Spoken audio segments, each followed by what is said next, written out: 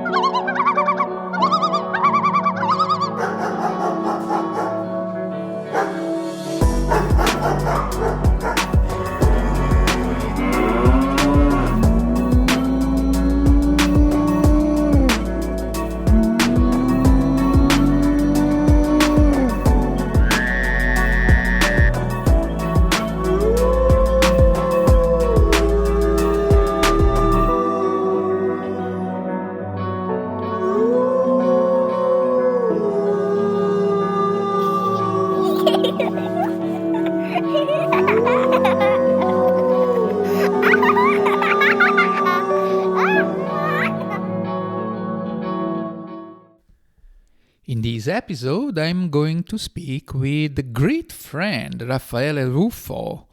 Raffaele is organizing a wonderful symposium about ecosomatics, a topic we both care, me and Raffaele. We are good friends, colleagues, we share interest in various aspects of research. And Raffaele is going to talk about Ecosomatic and the Genius Loci Symposium, upcoming in September 2025 in Rome, but with an international flavor. And here we are. Finally, I am here with Raffaele Rufo. Raffaele, welcome. Thank you, Marco, for inviting me to the podcast. It's a great pleasure, Raffaele. Raffaele is a great friend and colleague. We are so close in many ways. We share a lot of interests. And in particular, today we are going to discuss about ecosomatics and an interesting symposium that Raffaele is organizing, upcoming in Rome in September. But first and foremost, Raffaele, tell us a little bit about yourself, a little bit about your bio, and how you got involved in Ecosomatic. I'm here. Tell about myself. First of all, I tell you where I am. I am currently in Rome. I am in my camper van. I am not far from the sea, and I'm not far from the archaeological park of Ostia Antica. And I am surrounded by trees. Oh. Yes, I was not born in Rome. I was born in Milan. My parents come from the region of Cilento, south of Naples and Salerno. So I've been all life crossing places and cultures. I traveled to Australia where I did my PhD, and I studied kinesthetic perception in improvisational dance. And then I came back to Italy at the times of COVID, the very beginning. So the completion of my PhD coincided with the beginning of COVID. which takes us to the bridge, a structured and systemic research of ecosomatics. In a sense, from studying the interdependence and interconnection between bodies in improvisational dance, I turned out to become extremely interested in the interdependence with non-human embodied entities and forces. And then that took me also to change the place where I lived. I moved from the periphery of Milan to Rome in 2021 because I really wanted to expand the field of my life and my perception and not be locked in a flat of the periphery. So ecosomatics is also a bio, if you want. It's not only a research category or field for me, but it's also a trajectory of my existence. Because first I discovered the soma as a living entity with its own intelligence, and then I discovered that the soma is really embedded in a house, that in a home that is much larger, which is the earth. That's fantastic, Raffaele.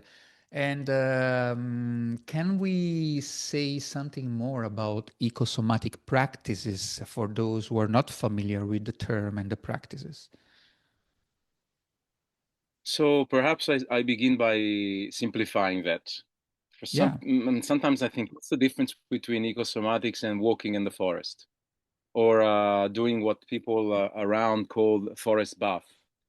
The difference is that ecosomatics is a research practice.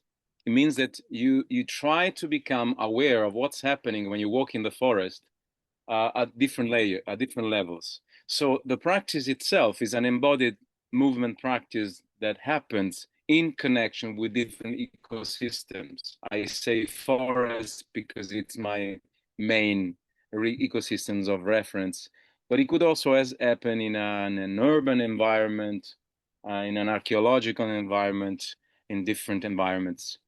What we do in ecosomatics is developed embodied movement or other forms of explorations, individual or collective, where we developed a relationship with the environment, which becomes more and more tangible to our consciousness. So it's not only, yes, the pleasure of walking in the forest, but the question why we walk in the forest is very important. We start to realize that walking in the forest is a fundamentally important practice for changing also the way we think about the body, the way we think about society, and the way we think about the forest. So I make this distinction because it's really important to recognize that the fact that ecosomatics has connection with artistic practice and with socio-scientific practice means that it has many layers and many questions that drives it. And it's not only dancing in the forest or dancing outside, but discovering what those practices that in our society has been relegated in the corners can actually become meaningful and have an impact on the way, on culturally, on the way we think about our relationship with the environment and ecological awareness and ecological consciousness. that's very important what you shared, Raffaele. And in fact, for those who are not familiar, who may not be familiar with what research is, especially in regard to academic research or interdisciplinary research, what Raffaele just said, and I reiterate that somehow, is that of course, when you have any sort of experience with the environment, as in this case, for example, spending some time in nature or walking in the forest, that experience is very relevant for you and may be transformational. Now, how we turn that individual experience or the experience of a group of people into a research field, and this is what ecosomatic is, or zoosomatic also is, and we may mention about that later. So it's about turning that experience or those experiences as from sparse the experience into an area of research. And that has a lot of implications because we need to link those experiences and that field of research to other fields of research. We need to argument what we are doing with the some general discussions around the different fields. So it becomes way more articulated as an effort. We accept that challenge, of course, Raffaele. And the symposium that you're going to present, that you are proposing in Rome, upcoming, is a reflection of that, right? Is a gathering of many of those experiences to foster and to improve the research aspect. Would you like to tell more about the Genius Loci Symposium that is upcoming and that you're organizing? Yes, thanks for that. Because at some point I start to question what am I going to do trying to do a research if I am not positioned in a field of research with other researchers with whom I can share my experience so that we can develop both the practice, the embodied practice, and the discourse. So as you might recognize in the title of the symposium, Genius Loci, the desire is that of giving back to the place its energy, its spirit, its intelligence. So turning, if you want, upside down the logic that humans have the supremacy in terms of what they understand, isolated from where they are, to a perspective where humans, what they understand depends on the place they are in. The place is alive, and the place is made of plants and other beings. And so we, as researchers in the field of ecosomatics, gathered in Genius Loci to share our understanding, our experiences, our frameworks in studying the spirit, the genius of place. We gather in a place, Rome, and the language of Genius Loci is Latin, so there is a connection with the place where we are gathering in Spazio Rossellini, which is an important multidisciplinary cultural pole of the Lazio region. We gather for 2 days. We gather from different cities in Italy and from different places in Rome. We also gather online during the symposium from different cities in Europe and outside of Europe. We gather for 2 days for an intense sharing, conversation, workshops, performances, performance lectures, presentations. So we gathered also to learn together what it means to do research together, to give feedback to each other, to participate. We gathered to dig deeper in the meaning and practice of participation.